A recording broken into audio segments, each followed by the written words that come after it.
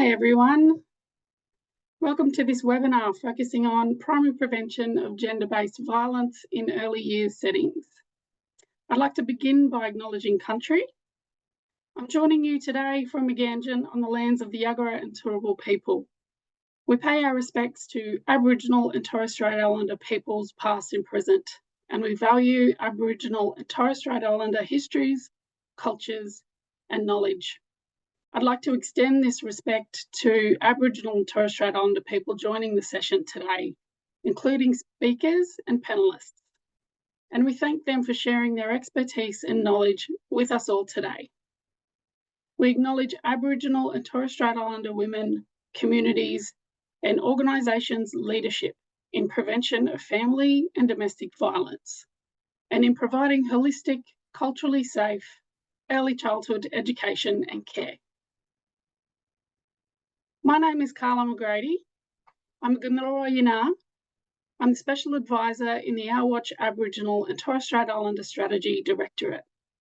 It is my absolute pleasure to be joining you all today. Today's webinar is hosted by Our Watch in collaboration with FVREE, Tangentyere Women's Family Safety Group, and the Women and Girls Emergency Centre, WAGEC. And I'd like to thank this working group for producing today's session. We are pleased to be joined by speakers and panellists today from the primary prevention and early childhood sectors to talk about primary prevention of gender-based violence and what this looks like in early childhood settings. We're really pleased to see the high engagement from both sectors on this topic, and thank you all for joining us today. We will hear from our two keynote speakers, Charlene Campbell and Kawana Welsh, who will talk about primary prevention approaches in early childhood, with particular regard to cultural safety and the intersecting impacts of gender inequality with colonisation and racism as drivers of gender-based violence. We will have a discussion with our panel of early childhood education professionals and promote resources for early childhood education and care settings. For those of you from early childhood education and care settings, you may be wondering who Our Watch is and why we are interested in early childhood education and care. Our Watch is a national leader in the prevention of gender-based violence. We work together with others to support communities, schools, workplaces, sports clubs, universities, TAFEs, the media, and many other settings so that we can prevent violence in all of the places that we live, work, learn, play, and socialise. Violence against women is a serious and prevalent problem in Australia. It is widespread, affects all communities, and we all have a role to play in preventing violence from occurring before it starts. This work involves taking action on what's driving gender-based violence and considering the broader context of gender inequality and how this intersects with the ongoing impacts of colonisation, racism, ableism, homophobia, transphobia, and other forms of structural and interpersonal discrimination.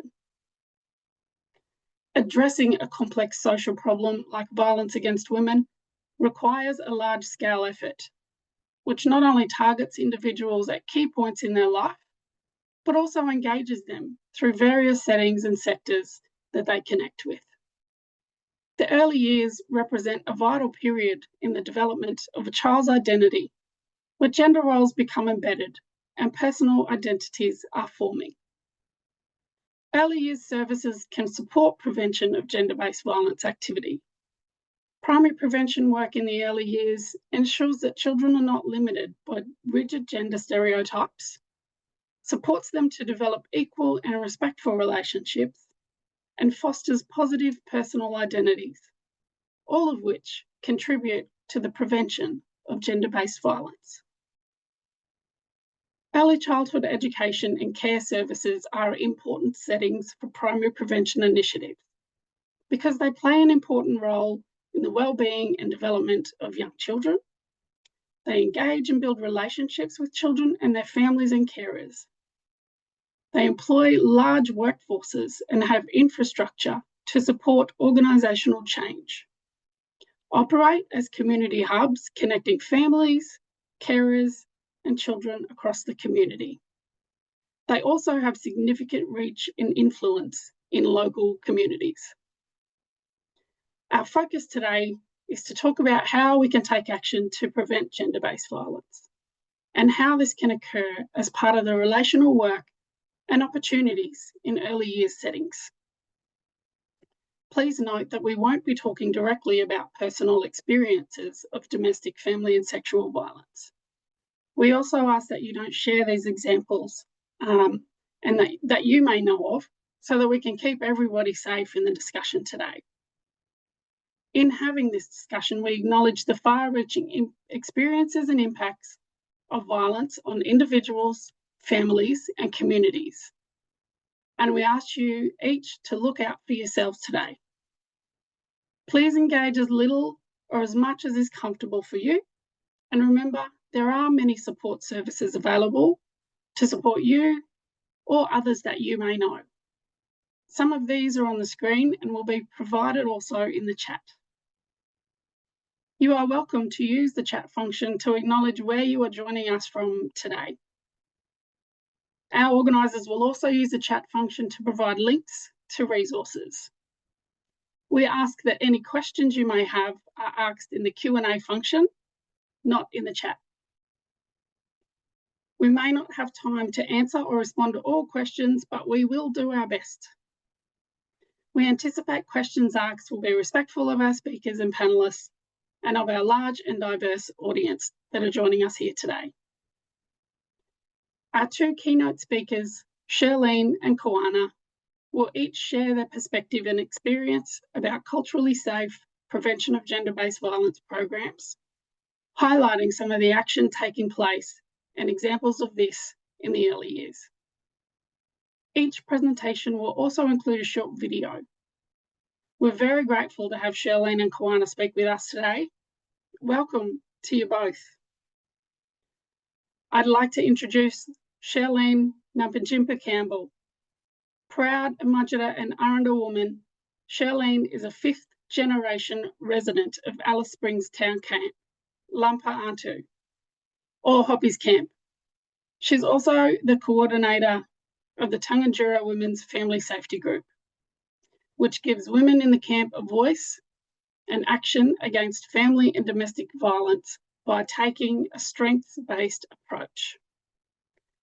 After a violent attack on an Aboriginal woman at the Todd River was ignored by local press, Shirlene and the Tangentyere Women's Family Safety Group led a 300-strong anti-violence march through the streets of Alice Springs. Shirlene and other members of Tangentyere Women's Family Safety Group were then invited to Canberra. With care and humility, Shirlene drew attention to the women her community loved and mourned who'd been impacted by violence, and showed that women are a large part of the solution. Shirlene has been selected as the NT Local Hero in 2020 in the Australian of the Year Awards. Thank you so much for joining us today, Shirlene.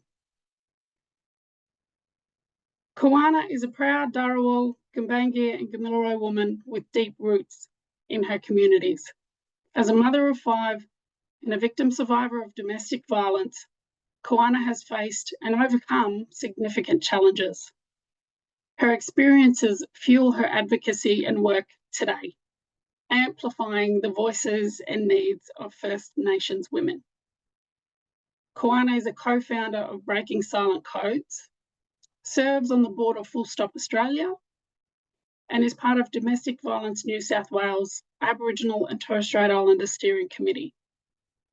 Koana is deeply passionate about gender justice and ensuring that First Nations women and girls have the resources, support, and protection they deserve. Her professional background in early childhood education has also been instrumental in her approach to primary prevention. Koana is the Senior Project Officer of the All In program, a whole-of-service program that equips early childhood educators, leaders, centre directors, and families with the skills, knowledge, and confidence to actively challenge rigid, harmful gender roles and stereotypes. Kawanna's work is a testament to her resilience, leadership, and unwavering commitment to empowering and advocating for her community and others. Welcome to you too, Kawanna. I'd like to also mention both of the programs and the work that Charlene and Kawanna will be talking about with us today link back to Changing the Picture, a framework to prevent violence against Aboriginal and Torres Strait Islander women that Our Watch produced a few years back. This framework is integral in informing specific ways that gender inequality impacts on Aboriginal women. And the programs that you're about to hear about are a testament to how we can all do this work together. I'd like to now welcome Charlene to share her presentation. Good evening, Charlene Campbell. Firstly, I just want to say my name is Charlene Campbell. I want to pay my respect from the land I'm on at the moment, Bantua, the Aranda people. I also want to pay my respect to those past, present, and emerging leaders that we have today in Bantua, especially those who are walking in our shoes, our little people. Today, I want to just speak on about the Tangentyere Women's Family Safety Group. Who are we? The Tangentyere Women's Family Safety Group are women from Alice Springs Town Camp who work to make our families' communities safer. We work on the front lines of delivery in their community and have lived experience and knowledge to inform our work. We are enormously proud and innovative, community-driven, and culturally directed approach has been nationally recognized, as well as creating resources and training that give men, women, and families the tools and knowledge to address family violence and increase community safety. We focus on changing attitudes to family violence in and about Aboriginal communities.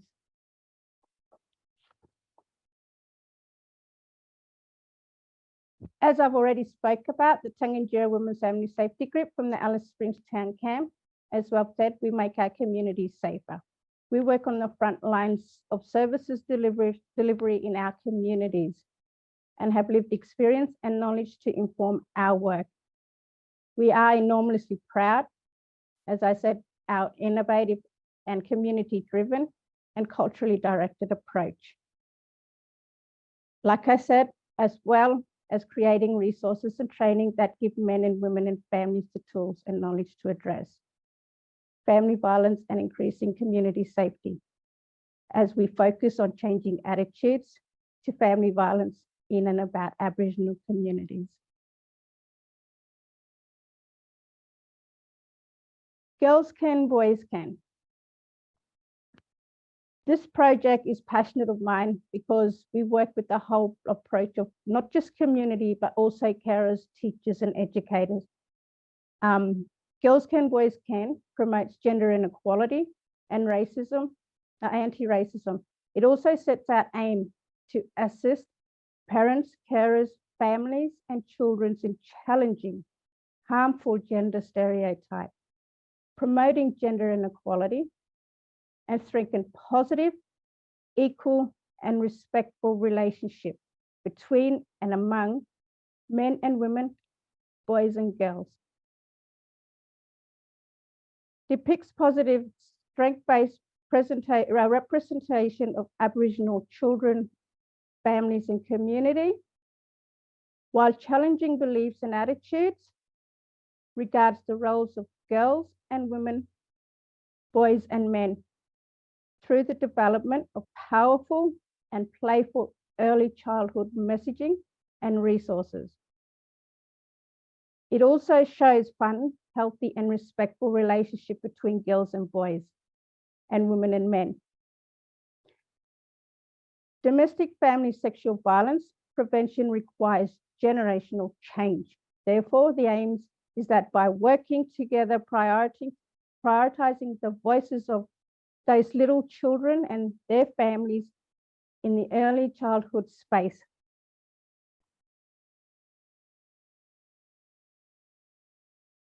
What you see here is our Educators Toolkit.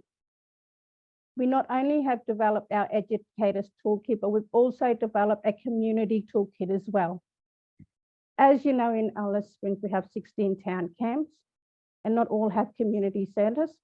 We've also loved to share and collaborate and making sure those voices are still adapted and elevated from those community centres with those community toolkits.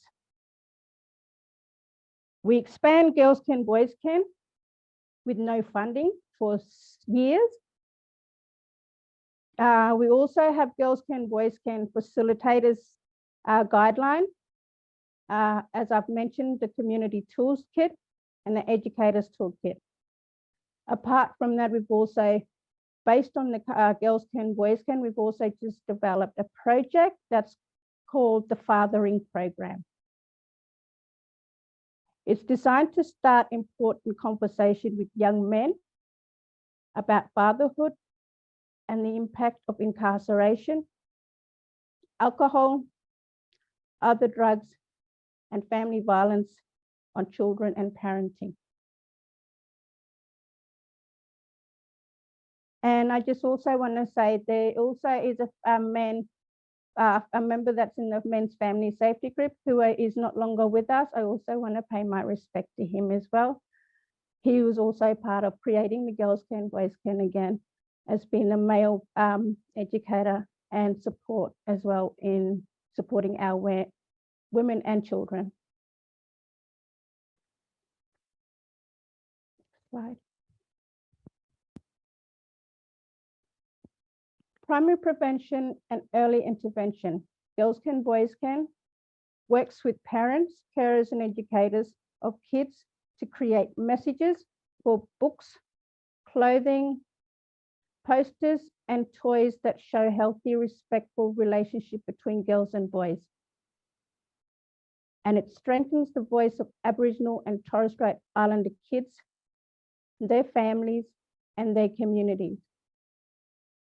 The Girls Can, Boys Can Community Educators Toolkit aims to provide adults and carers and teachers with the information and resources needed to effectively deliver Girls Can, Boys Can workshop in their communities and town camps.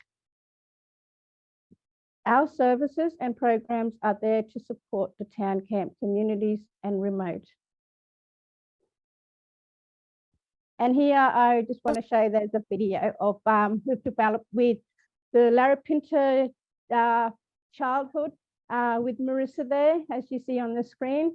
I'm always deeply my friend as well. This was so powerful that we've created, and it also shows the powerful messages, and listening to those little voices creates more of an outcome that we need to do more and do better. Girls can play with trucks if they want, and boys can play with dolls. Girls can, boys can swim together. Girls and boys can climb trees and we live, work and play on the country. Girls Can, Boys Can Primary Prevention Program aims to tackle domestic, family and sexual violence against women and children. It's to educate adults, really, that kids can grow up to be whoever they want to be. If they see happy family, if they see love and care in the classroom or outside, then they get to grow up to be those loving and kind person. Teaching and listening from our kids, because this is their future that they can vision it, and we have to hold that and support that and walk alongside these little voices. So we developed the Girls Can, Boys Can toolkit with Aboriginal leaders from the Tangentyere Women's Family Safety Group and with educators as well. We wanted to create resources that would be useful. I guess that's where I wanted to bring out the power that we have in an Aboriginal, not just women and girls, but in all genders. It's flipping that rigid gender role again, having to have that girls can kind of be, funny, loud, interactive, where boys also, it's not also making them loud, but they also can be so carers and nurturers. It's also flipping their role of gender as well. Girls Can, Boys Can, through a very strength-based approach, is tackling multiple drivers of violence against women, and particularly violence against First Nations women, by tackling those harmful attitudes and beliefs as they pertain to gender and gender roles, as well as tackling those harmful attitudes and beliefs as they pertain to violence against First Nations women. And they do that in a strength-based way by showing and depicting strength-based positive representation of Aboriginal children, families and communities.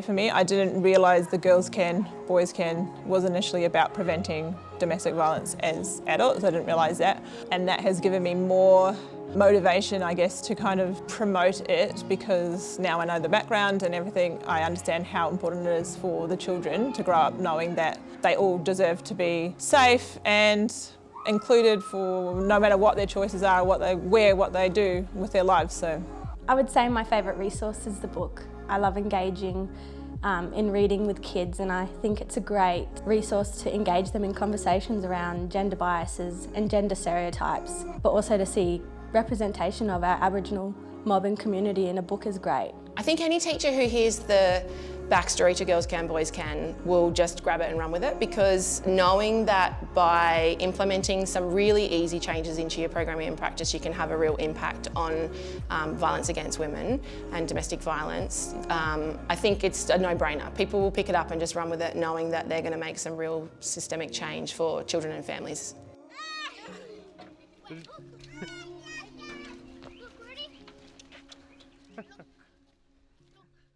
Incredible. Thank you so much for sharing, Charlene. I think the thing for me, having known about this program and your work for as long as I have, is seeing how powerful community-led work can be when it's built with community and for community, and that you did build this just for your community in particular, but it has resonated with so many others right around the country. And it's such an important thing to remember, that even though, you know, when we talk about community-led work, this is what we're talking about here. This is it. This is what it can mean, not only to your own community, but to many others as well, and can have such an incredible impact.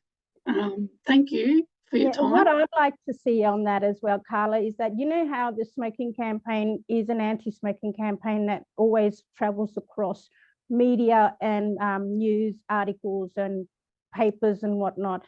I'd love to see early intervention, primary prevention programs such as Girls Can, Boys Can be expanded across Australia, because once people grab it, as you said, as you see one of the educators has said, once you can see it and hear the backstories of Girls Can, Boys Can, you can run with it, you can have fun with it, you can play with it. It's interactive, it gets everybody on board. It's also playful, and like I said, you know, it creates a whole new vibrant future for our next generations who are emerging, those little peoples, like I've been saying. Absolutely, and they're such precious little voices. Love hearing them when we watch that video. Thank you so much. And also one more thing, seeing that in different languages. Yes, absolutely.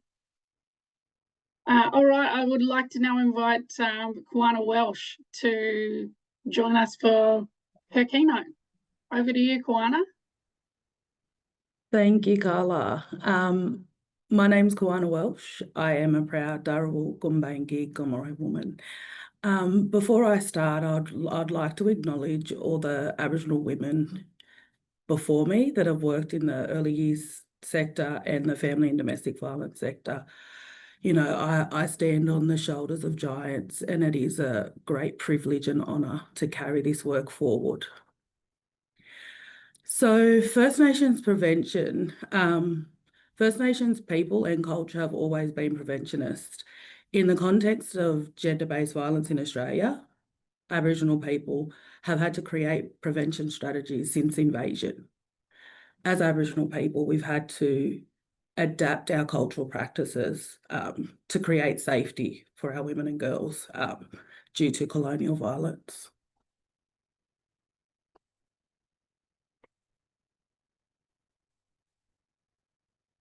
Next slide, thanks.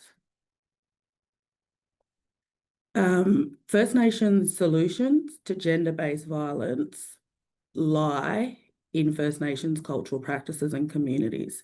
This includes building healthy relationships of equality and inclusion, and pushing back on the drivers of gender-based violence and rigid gender stereotypes.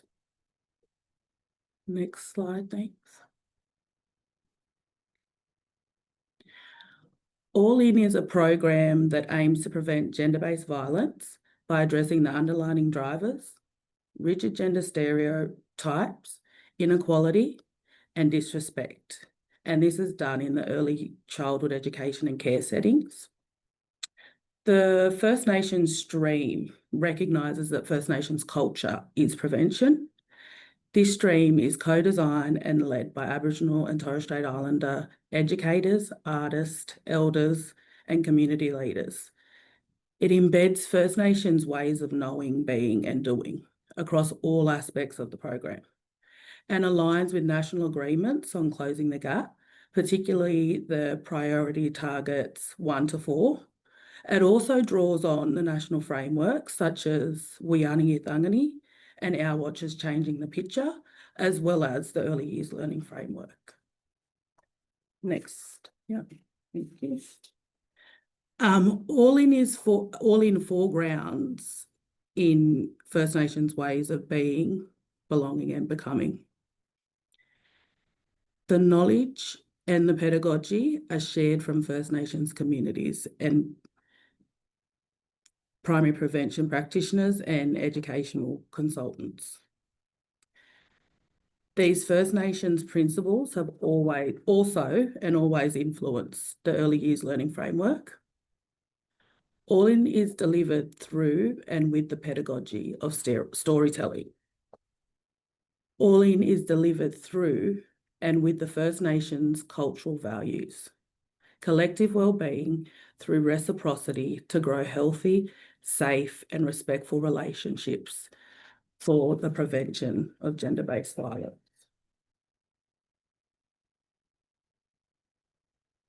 Collective ways of working are part of who we are as Aboriginal people and a cultural practice that we carry forward. I want to acknowledge Carla, whose collective ways of working help bring changing the picture to life. Auntie June Oscars, whose collective ways of working guided and shaped Wiani Yithangani. Shirlene, whose collective ways of working with her community continue to inspire and strengthen us all. I would also like to acknowledge all the Aboriginal communities who have generously shared their cultural knowledges, practices, and lived experience to help weave new social fabrics. The work we do as Aboriginal women is ancestral work. It's legacy work, creating safer futures for all, especially our children and generations to come. I'm proud to now share an animation created through collective ways of working. Together with Auntie Priscilla Reid-Loynes, a Gamilaroi Yirali Aboriginal woman, educator and creative. Aboriginal artist Kim Inrich, a proud Bunjalung woman, and also creative director of K-Ray Designs.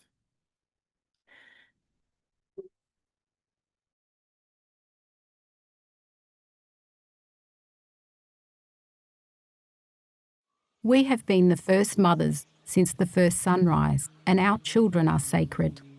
Due to the impacts of colonisation, our women have experienced large rates of violence that is often more severe and complex. Research identifies 3 overlapping drivers of violence against Aboriginal and Torres Strait Islander women. These are ongoing impacts of colonisation, continuing structural and systemic racism within Australia, and the impacts of gender stereotypes and inequality. These drivers create an environment where our mothers, daughters, aunties, grandmothers and sisters are at least 8 times more likely to die and at least 33 times more likely to be hospitalised. Anecdotal evidence suggests that non-Aboriginal men make up a significant proportion of perpetrators. This is not our way. Through remembering our law and ways of being, knowing and doing, we can stop violence before it starts. Our law has always recognised that healthy relationships of equality and inclusion are valued, and this is held within the rich diversity of country and our First Nations cultural knowledge. The All In project empowers early childhood educators and families to create environments of cultural safety and break down gender stereotypes when children are young, supporting them to have safe and inclusive futures. The early years are a critical time when children learn about the world they live in. We can share the equal and inclusive ways of our ancestors and the teachings held within our stories, songlines and languages of our countries. Our children have a right to grow up in spaces where they are valued, seen and heard. Teaching through our cultural ways creates culturally strong and safe communities where our children, families and communities thrive. By promoting gender equality when children are young, educators and families can help the next generation build their own futures, free from violence. WAGEC acknowledges that we work on what always has been and always will be Aboriginal land. We recognise First Nations peoples' continuing connections to land, sky, water and culture for more than 65,000 years and pay our respects to elders past and present. We recognise the cultural, intellectual property and contributions that Aboriginal early childhood educators, families and community have made to the development of All In. Sovereignty was never ceded. This land always was, is and always will be Aboriginal land. Thank you so much, Kawana. What a beautiful video. Just drawing on what you mentioned about this being ancestral work and legacy work. It's such an important way to think about what we do, because it's not easy to show up and to do this work that we do every day in all of these different ways. And of course, the importance of the collective, that, you know, none of us can do this by ourselves, that it's work that we all have to figure out how we're going to do it together. So thank you so much for sharing your wisdom. Thank you, Carla. I would like to now introduce our panel of early childhood education specialists who will talk to us about the work of educators and how this contributes to the prevention of gender-based violence. Alistair Gibbs. Alistair has been working in the early childhood sector for over 13 years. He has worked as an educator, a kindergarten teacher, and an educational leader. His current role is as an early learning manager within a non-for-profit, for-purpose organisation. Alistair sits on the National Board of Early Childhood Australia as a director and also a board member for social justice in early childhood. Alistair is committed to being an advocate and support to educators, children and families, and approaches anti-bias themes such as gender equity within early childhood. Thank you for joining us today, Alistair. Diletta Lanciana. Diletta is passionate about advancing gender equity and challenging gender stereotypes in the early childhood education and care sector. She believes the early years present a powerful opportunity to break down entrenched gender stereotypes and foster inclusive mindsets from the very beginning of a child's journey. Throughout her work, Diletta has been part of gender equality working groups and many projects supported by FVREE. Diletta believes educators are agents of change. In their daily interactions, they model respectful relationships, encourage all forms of self-expression, and challenge limiting beliefs. Through thoughtful language, intentional teaching strategies, and inclusive curriculum design, they influence how children understand gender equality and fairness, not only in the classroom, but in the wider world. Welcome, Diletta. Marissa Kelly. Marissa has led the Larapinta Child and Family Centre in Mbantua, Alice Springs, for nearly 10 years. Marissa is passionate about the power of early childhood to create lasting change. She is committed to preventing gender-based violence by starting early, challenging harmful gender stereotypes and promoting respectful relationships through early education. Larapinta Child and Family Centre was a key partner in the Girls Can Boys Can project and the development of the Educators Kit in collaboration with Tangentyere Women's Family Safety Group. Marissa leads with a strong focus on child development, anti-racism and cultural safety. She believes everyone has a role in creating communities that better support families to raise strong and confident children. Welcome, Marissa. Auntie Priscilla Reed-Loins. Auntie Priscilla is a Gamilaroi Yararai Yina, Indigenous education consultant and creative. Her philosophy and pedagogy is based on the teachings from her elders to always be learning with country, children, families, and communities. The First Nations pedagogy of storytelling for communication of knowledge is primary prevention work.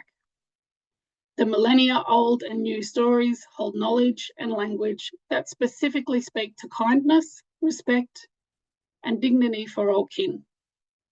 As primary prevention work is societal work, she believes as educators, families, communities, and a nation, the questions we all need to ask ourselves is, what kind of Murrin ancestor do you want to be? What are the stories future Murrin ancestors will speak about us? Auntie Priscilla is the Early Years Education Consultant to the All In program, a whole service program that equips early childhood educators, leaders, centre directors, and families with skills, knowledge, and confidence to actively challenge rigid, harmful gender roles and stereotypes. Welcome, Auntie Priscilla. Thank you so much for your time today and for coming to share your expertise in early childhood education with us. We'd love to hear about how early childhood educators are doing this work. I'll start by asking Alistair and Marissa a question. What does prevention of gender-based violence, promoting equality and respect look like in the work that you do with children and families and other educators? Thanks, Carla. And I'd like to start by acknowledging that we're on jury while we're on country. Pay my respects to elders past, present and emerging, and really acknowledge the privilege that we have in early childhood in working alongside our Aboriginal and Torres Strait Islander communities, families and organisations in the work that we do. I think both Shirlene and Kwana covered quite a lot of the practical resources in both of their programs for the All In and for the Girls Can, Boys Can. And I think I'm going to end up repeating myself quite a bit, which I'm really excited about. That makes me feel really happy that the work that we're doing in early childhood really has that strength that's embedded elsewhere. When I think of the daily practice that we have in early childhood, I think the best strategy and tool is the educator themselves and the environment that they're in. And what I think I would do is break that down a little bit further. So looking at the educator themselves, the interactions that they're having with children and with other adults within the space, that they've got a foundation of kindness and respect, and really starting at that spot, because from there, everything builds. And that work on breaking through stereotypes can then naturally evolve. If we look at the physical setups of our rooms, thinking how we can use that to challenge stereotypes. Is our block corner far away from the dress-up corner, or are they together? Are there ways that we can allow them to interact together and have blocks and dress-ups together? Looking at intentional images within our spaces. If you've got a home corner, what images are you setting up? I can recall setting up spaces that was a beauty salon or a barber shop, but making sure you've got men within the images there to show that men are barbers and men get their hair cut, showing different ways that girls and boys can look, with short hair, long hair, different ways of how they can engage with play, and having that just in the environment to provoke discussion. That can be one of the biggest strategies, just the environment in itself. Books. I love books. They're one of my most favorite resources, and finding books that are perfect is never going to happen. But you, as the educator, and how you use them can be really intentional. So there's some books out there that can really challenge gender stereotypes and really get children and educators to ask those why questions. There's one specific one, Tough Guys by Keith Neely, that really looks at emotions within men and different stereotypes that can be completely shattered by that. Or you've got Nellie Thomas, who has Some Girls and Some Boys, that really look at girls and boys can do anything they want to. Having them available and accessible and using them in intentional ways within our programs really helps to, again, shatter those stereotypes and show what girls and boys can be. Looking more at the resources we've got within our spaces, if you think of walking down the aisle in Kmart or your local supermarket and you're in the toy area, you've got a side that's pink and a side that's blue. How can you break through that and just have resources and allow imagination to be the play? As educators, we learn very quickly to be within our imagination. Allow a little block of wood that you find to be a bird, or to be a snake, or to be a boy, or to be a girl, and allow children to engage with them however they see fit, without putting images and stereotypes onto that. Because I know at times you can have resources that have the little people, and they're very specific with the clothing that they've got, or very specific with how they look, how they dress, cultural connections and stereotypes that connect with different cultures. They're all within that image. How can you allow neutral play within your spaces? And how can you be intentional? Excuse me. I recall an experience that I had as an educational leader when I was teaching in a space, and the internet can be your best resource at times for finding new things. And there was a game called Who's She that was getting created as part of a Kickstarter. And we may remember the game Guess Who, and the way that it was about specific appearance. Well, Who's She was created around all of these phenomenal women and the things that they had done within the world. And you were guessing their accolades. And alongside that, there was a poster that was like your old scratch cards, you know, the silver that you can get on it. So what we were doing is, with the poster, each day in our program, we'd scratch off one or two. It would give you one of the women that's part of this game, and then we'd read a book on them. Because you then had book resources like the Little People, Big Dreams that had all these amazing titles. So you'd scratch off and find there's Marie Curie. And then we'd go and get the book and we'd read it together, and we'd find out all these amazing things that this woman had done.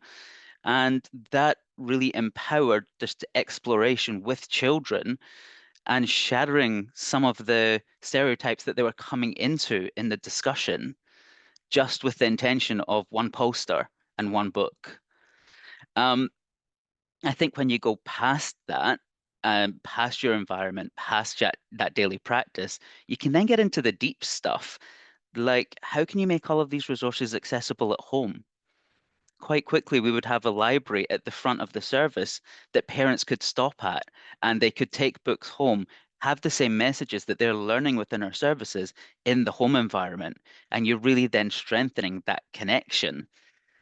And from there, you can start to then think of those deeper questions of, I've worked on this space on stereotypes for men and for women, but then who's missing? What is the culture piece that's missing? What are the different pieces around that? And what are the bigger structures of our philosophies and our practices that we can really work on? And then be comfortable saying right from the start, as a family's coming in, this is the work we do. this is how we promote gender equity. This is how we ensure we're being respectful and showing kindness through our programme, and it's non-negotiable. Yeah, and books also make really great gifts, don't they? Every time. For any occasion, all of the time for people. So it's kind of an easy in around bringing these types of things into the conversation and into the home and sharing with, you know, younger people. Thank you, Alistair. I might throw to Marissa for tell us a little bit about how some of this works for you. Thanks, Carla. Thanks, Alistair. Coming to you from Central Aranda Country, Bantu Alice Springs.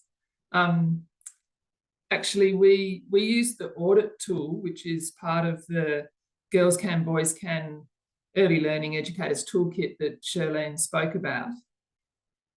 Being a part of the Girls Can, Boys Can research project with Tangentyere Family Women's Safety Group, we were learning all the time. And so we really were able to have our educators, our support staff, develop that deep knowledge that can really inform the work they're doing on a daily basis. The audit tool was a great way, and we use it semi-regularly. It helps us reflect on ourselves, our assumptions and knowledge about gender equity and cultural safety. And that was probably the biggest long-term impact for our staff. We were then able to look at different aspects of the learning spaces that children and families access here at our family centre. That included, you know, how are different kids using different spaces, the visual imagery in our spaces, the toys and equipment, the books and the stories. So all of those things that Alistair was referring to, there's actually a great little audit tool that can help people work through those things and question and challenge.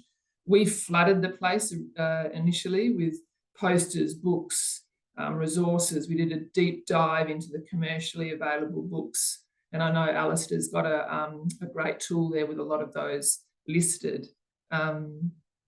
Girls Can, Boys Can became a really common catchphrase for all of us. We were using it with each other, and we were using it with families when we observed or saw, just to challenge ourselves gently when we heard or saw each other slipping into some unhelpful gender stereotypes. So that was a really great tool for us. But really it came down to a lot of the informal interactions.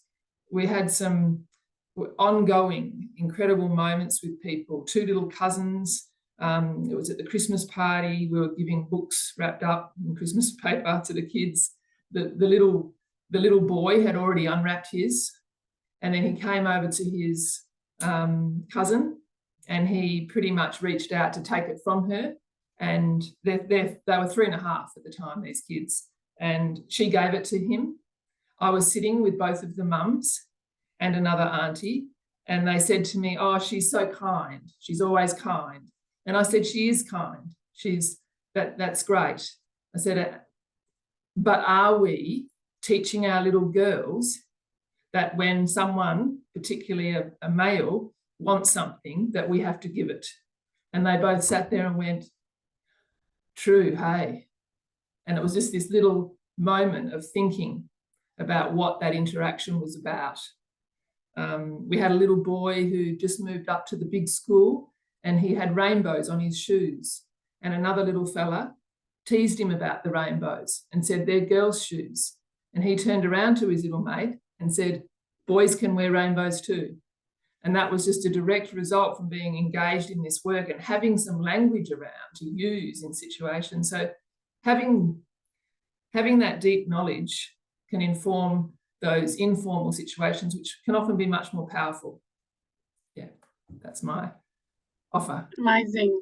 And it is truly amazing when you see all of the theory and all of the things that you're trying to achieve actually happening in a real life situation. And, you know, kind of you realise how important all of that learning is, particularly for young kids and their parents and carers as well. Thank you, Marissa. I will now move to our next question.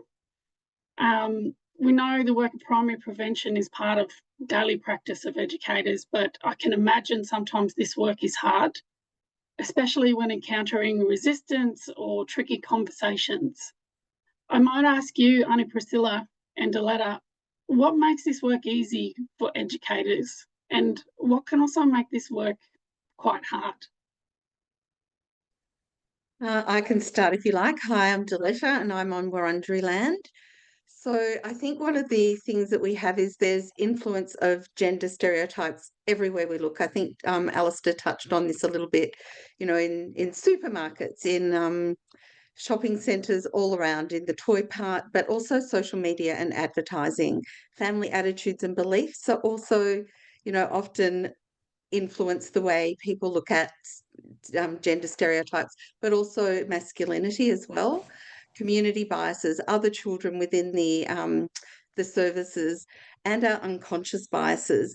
I thought I had my unconscious biases really well in check, but one day a child in a kindergarten room a little girl asked me for a truck that was on a top shelf. She said, "Could you grab me a truck?" I grabbed her down a truck and it was pink.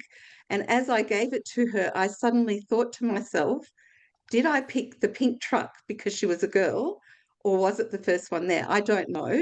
But I think that we need to always look at our unconscious biases, because we don't often, you know, we do something and then if we're reflecting, I think that's important, because I will know next time I'm in that position, I will then, you know, perhaps give the child the opportunity to pick her own truck. And that way I'm not influencing her biases. So I think unconscious bias is a really huge factor, you know, based on our own upbringing. For example, I came from an Italian family where, as you can imagine, the gender stereotypes was quite indoctrinated. So, you know, to move from that, sometimes I might not have myself in check. So I think these messages create great challenges for us in early childhood settings, but it also gives us a great opportunity to break those down and to really encourage, you know, gender equity and healthy masculinity. And I think that both Alistair and Marissa have already focused on this a little bit, but, you know, just looking at some of the things that we can do to make sure that we are focusing on gender neutrality. So, as I said, it's really important to reflect on our practice. It's something educators do really well, so it's something that we should be focusing on. You know, is there something different that we can be doing? You know, are we steering children in a particular way? As I think Marissa alluded to, you know, are we steering them in a particular way? Are we encouraging both boys and girls to express feelings, whether they're angry or sad feelings? It's really important, and I think Alistair touched on this, and I really love what they do in their tours and, you know, as part of their engagement with families at the onset. It's really important to engage and inform families and carers about your inclusive practices at your service, so that messages are promoted both at home and in the service. Sometimes the biggest challenges we have are families when they won't allow their boys to wear fairy costumes. So I think that bringing that at the forefront, I think, is an absolutely amazing idea, and totally support what Alistair was saying. We developed a gender equality policy at our services, and that was a result of working with FVREE and the Gender Equality Working Group, and making sure that all of our educators have that when they do their orientation and induction to our services. We need to support children to be respectful of one another, you know, that kind and respectfulness for both educators and children at the service, but also families as well. Encouraging, as I said before, children of all genders to speak about their feelings, whether it's those happy feelings or sad feelings. Reflecting on how we're embedding cultural safety into our services is really important as well. We work quite closely with VACA, Bunurong and also Foundation House to look to their special knowledge on how we can ensure that we are incorporating all of those things. Looking at those unconscious bias, we did do some training with Women's Health East back in 2019 with the No Limitations project, and really taking stock of what those unconscious biases are. Again, I think I don't need to go through it in a great detail, but those choices of resources and materials that you use, using open-ended resources, and, you know, Alistair touched on this, those open-ended resources, loose parts, all of those things to encourage that gender neutral play is really important. We also, I was very lucky to be involved in the establishment of the Gender Equality Resource Kit that FVREE have put out, and that's very much looking at book lists that are gender neutral, resources, activities, and all of those reflection tools to guide educators.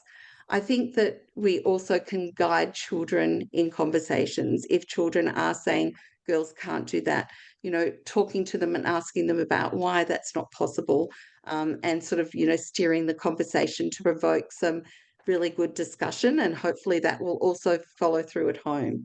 So they're just some of the ways, in addition to what everyone else has also mentioned. Thank you, Diletta. Annie Priscilla, over to you. Yama, I'd like to acknowledge that I'm joining you all from Camaragal country, and just acknowledging the other Diribu Ina, deadly black women that are in this space with me today, and acknowledging the other professionals that are also on the panel, and thanking them for sharing their knowledge and experience with us. So I thought today that I would share through the lens of the All In project. And so in thinking about what makes this work easy, you know, as educators, we interact with children and families every day in the early years. And, you know, it's through modelling of intentional and inclusive words that we speak, the stories we share, the resources and materials that we select, and the environments that we design.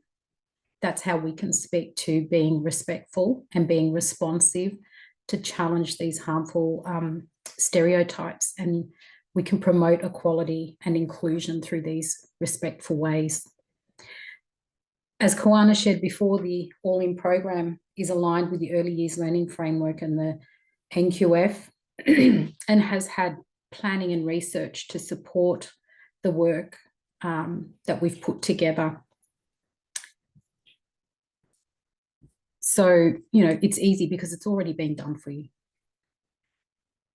Our All In program has been designed with knowledge that is about relational and place-based pedagogy, and a curriculum that can be relevant to each local community and all children in the early childhood setting, and the resources and professional learning that has been developed to support learning through play, to challenge these stereotypes, promote cultural safety, equality, and respectful relationships. And we address all of the points that Diletta and the other speakers have raised in their previous comments. It's because the All In program is pedagogically rich that it will enrich lives of all children, families, and communities. And it's rich because it draws on this First Nations cultural knowledge of child rearing, and in particular that the practice of collective ways of working. It also draws on teachings from our community, looking at collective child rearing practices, kindness, generosity, and also sharing the understanding that healthy relationships, as framed within our First Nations communities, were always about equality and inclusion, and never about power and control. And so this program is delivered through the pedagogy of storytelling. And our people have been the, you know, we've been telling stories since the beginning of time.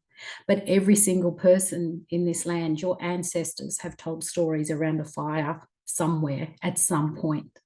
And it is the most powerful pedagogy that we can use.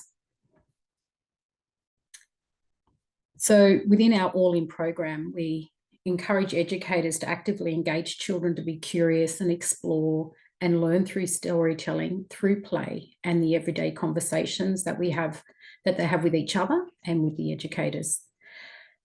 And the All In program supports children to grow language and literacy through developing a vocabulary that is inclusive. And this in turn strengthens their ability to communicate and be able to express their identity and bring well-being for everyone within the early years environment, and also for families and community. It's also a rich language and literacy tool that supports educators to speak about bias with children and families in respectful ways. So I think the hardest work for any of us is around having the courage to stand up and have challenging conversations.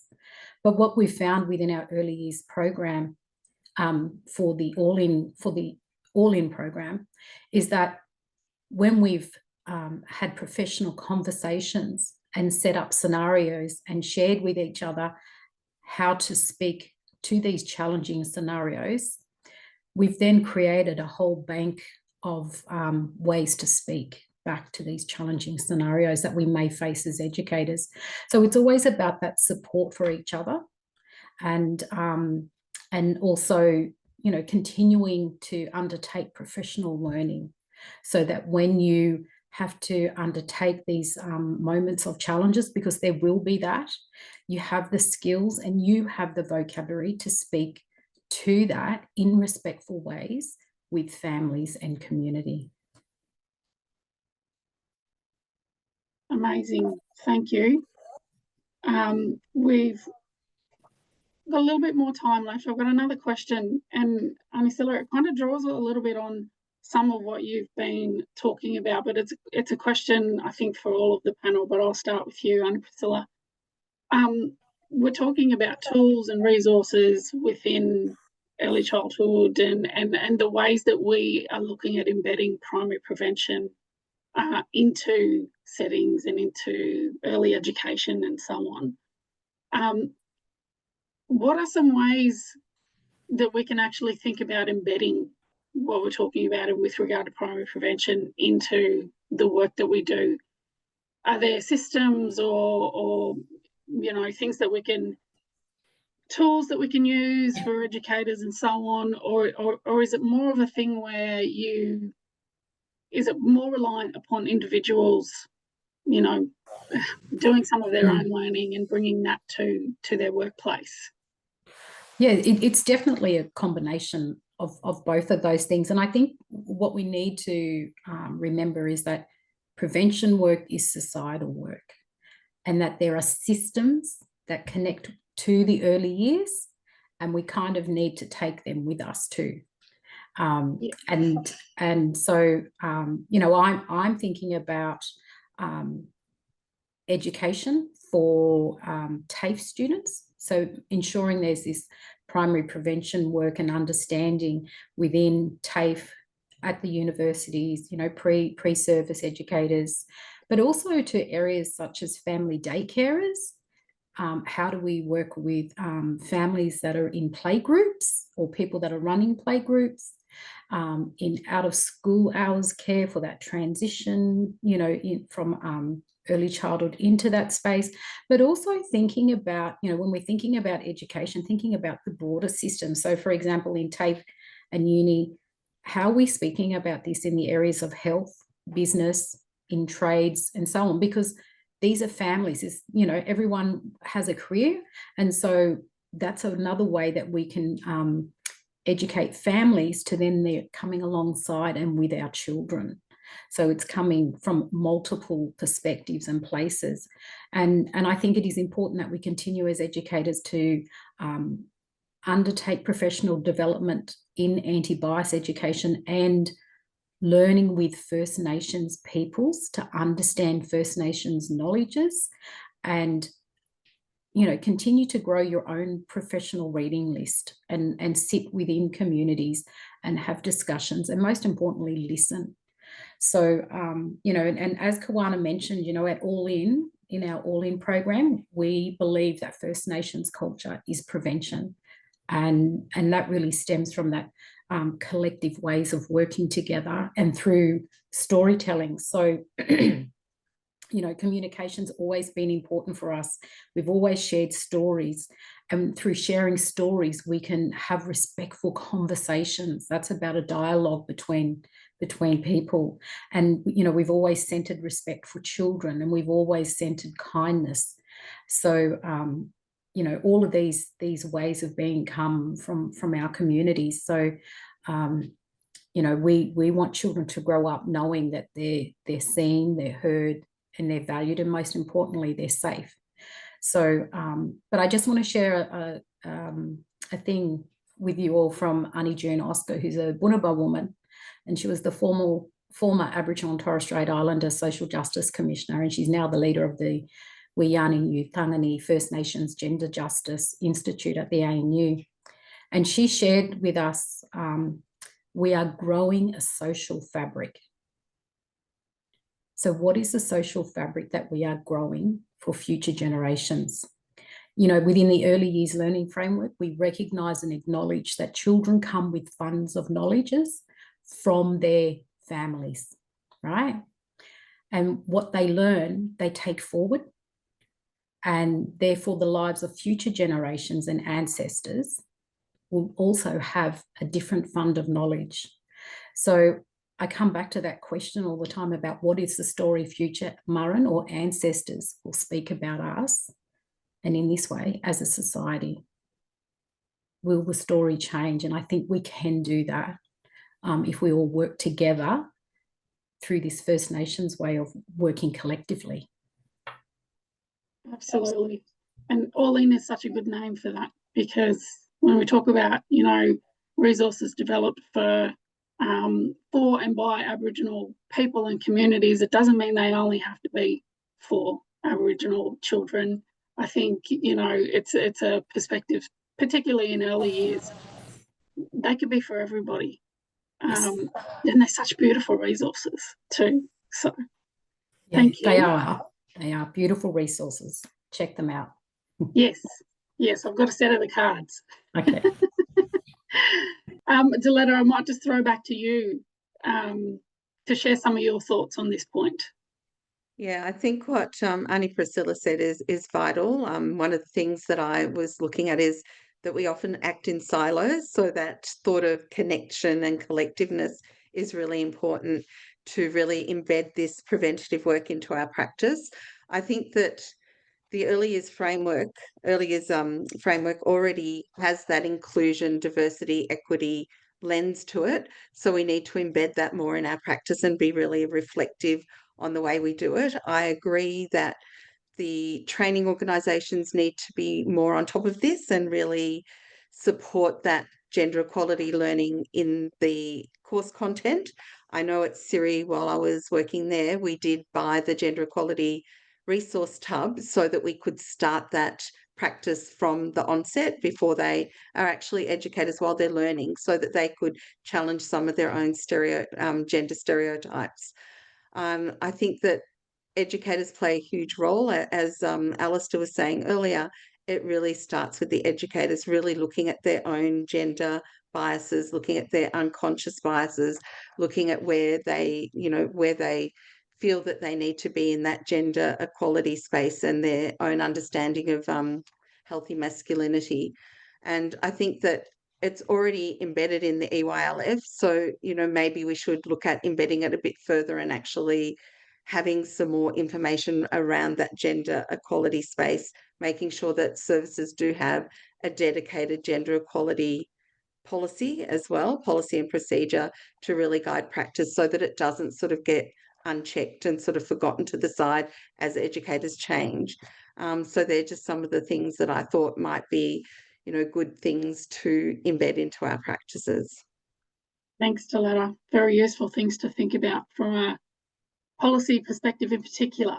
Marissa and Alistair, is there anything either of you would like to add when we talk about, you know, systemic change, embedding things across the sector and the work that we do? Yeah, I think just in a way supporting what other panellists have said, I think that the primary prevention work at this early childhood level, for us, it really hinged on understanding that link between gender-based violence and the negative, harmful stereotypes. That was the turning point for us. So across the early childhood sector, we have some work to do so that everyone in that sector has this powerful knowledge and then is equipped with the training and the support to take that forward. But it links with the broader, what we all in early childhood understand is that it's the first 5 years that shape everything that follows. And this broad notion, I feel, extremely passionate about imagining a world, imagining a town, imagining a country where everybody understood this, right? This piece of work would be easier if the whole country understood the power of early childhood. And for that to take effect, we need that huge whole of government, every level of government, broader work that Shirlene hinted at in terms of that, a much better campaign for this work. Because unless we're making child-centred policy decisions at every level, whilst we have communities where families are living in poverty, where with an inadequate social security system, where babies and children are growing up homeless, where there's ongoing racism and discrimination at a systemic level, the work of educators on the floor or family centres like we've got, the work that everyone here is doing is somewhat falling on fallow ground without those other things. And you had a fantastic way of putting it, Priscilla, and your words of June Oscar, I think it's a bigger issue that we need support from a broader base. And that's what I think a stronger campaign and support for that, funded support at all levels would help that. Thanks, Marissa. Over to you, Alistair. Thank you. And I think highlighting what's been said by other panelists, a lot of what we're already doing in early childhood can be linked to the prevention of violence against women and gender equity. But people aren't realizing that that's what that practice is, and that's what that practice will lead to. One I find is starting with the foundational work, because everyone's on their own journey of understanding the work, understanding gender equity, understanding the prevention of violence against women, and understanding the power of early childhood in the spaces that we're in. Doing that foundational work where you start to understand first, what are the key messages and areas of development that we need to address first? Is it highlighting the messages we're trying to put out there? Is it looking at our resources? Is it building our confidence so that we can have an honest conversation and understand our own unconscious bias, as Dalida said? I usually find that the kindness and respect within our programs, followed by emotional well-being as a team, as a community, is the first gateway into work of primary prevention. And from there, when children and adults are ready, that curiosity is naturally there, and it will lead to thinking about gender equality and stereotypes in different ways. And with that guides then into appropriate ways of engaging and thinking. You'll find families that will have wanted to have a bar of a conversation will suddenly approach you. I've had families that from a very cultural service ask other educators what my pronouns are because of the way that I dress to provoke conversation. And that wouldn't have happened 12 months before, but because of the work we do slowly and how we link it into kindness and respect, which is part of their own community values, there's a comfort in wanting to be respectful back. I think being proactive is also key. We can be a very reactive sector in early childhood, but I think one of the biggest things is how can we be proactive? We've got a fear in early childhood that we don't want to offend people, we don't want to get it wrong. However, in doing that and sitting in that space, we're missing cues for those that are needing to feel safe in our environments. We're missing cues when people are trying to tell us that something's not okay with interactions that I'm engaging with or what I'm seeing or what I'm hearing, and I need your help. So what resources can we have ready now before it gets to that point? There was multiple phone lines and accesses earlier within the presentation, like 1-800-RESPECT. There are cards that you can order that you can just have around your space in environments, in bathrooms, in sign-in sheets, just as access. And what I found is children take them home. So therefore, they're in the home environment. Something as little as that can make such a huge difference of what is available in those little moments that can have big impact. This is also, it's important work for educators and leaders within our services, But if we're thinking about embeddedness and sustainability, we also need to consider the workload, that we're not adding more on and more on, although this is important. There are little tweaks of all the things that we're already doing. The language that we use in the everyday, that takes nothing, costs nothing to actually change. The resources that we're using can get changed without having to buy something new. The book that I usually go to is Dear Zoo by, I think it's Rod Campbell. All the pronouns in that are male, but you can change that as the narrator to you get to tell the she, story. or or you can use non-binary pronouns. You can change that yourself, and that's those little tweaks. And from that curiosity for educators really starts. So there's so much that we can do, but we've got to make sure that we're not letting go of the things that we're doing well with that as also. Thank you. I've got to wrap you up, unfortunately, Alistair. I'm sorry. Oh, good. I'm a talker. We're getting close to end of time, and I have one question that I would like each of you to just one sentence to round out the day. No pressure on all of you. Charlene and Kawana, I'll include you in this. On the topic of being on a journey in this work, what is one thing you wish you had known earlier in your career about fostering gender equality in the early years that you think might be useful for those listening in today who may be at more of a beginning point of their journey? Annie Priscilla, I might start with you. I think it's about, I don't think it's a lot of work. I think it's about growing your vocabulary. Grow your vocabulary to be inclusive. Great advice. Thank you. Marissa.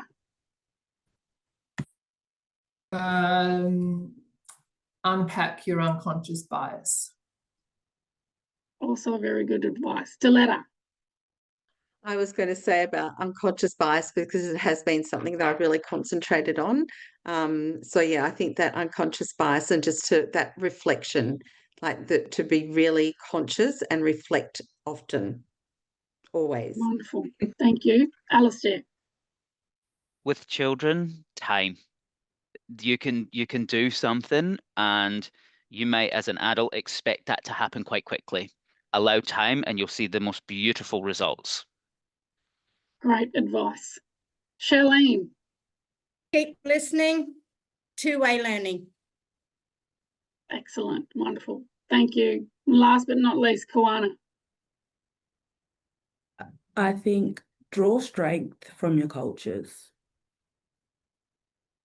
That is really good advice. Thank you. That's about it for us today.